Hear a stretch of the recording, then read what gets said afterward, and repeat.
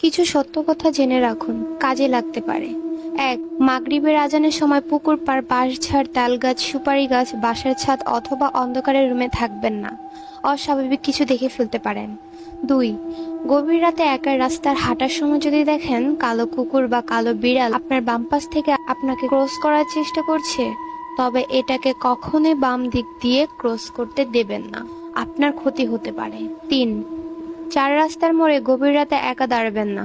আপনি ভুল পথে যেতে পারেন, অর্থাৎ আপনাকে ভুল পথে নিয়ে যাওয়া হতে পারে। ৪.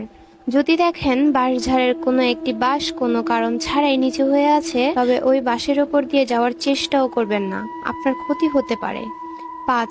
আপনি রাতের বেলা কোনো লোকের পেছনে যদি অনেকগুলো কুকুর লাইন বেঁধে যেতে দেখেন, তবে ভুলেও ওই পথে যাবেন না, কারণ লোকের পেছনে কুকুর ঘোরার ব্যাপারটা অনেক খারাপ কিছু নির্দেশ করে।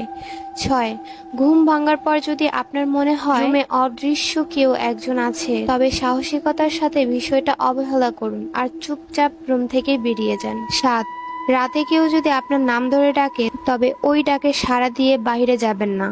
যদি যান তো আর নাও ফিরে আসতে পারেন।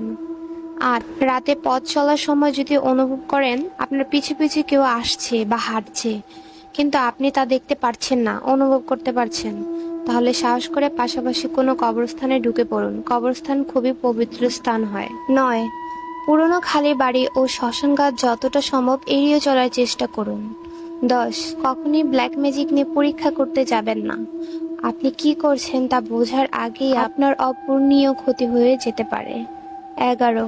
রাতের বেলা কখনই মাজারের সাইড দিয়ে ফুল সাউন্ডে গান বাজিয়ে গাড়ি চালাবেন না, দুর্ঘটনা হতে পারে। আশা করি কথাগুলো আপনার মস্তিষ্কে গেঁথে রাখবেন। কথাগুলো অন্তত স্বাভাবিক অস্বাভাবিক মনে হলে কিছু করার নেই, কারণ অনেকেই এই বিষয়গুলো নিয়ে প্রত্যক্ষ করেছেন।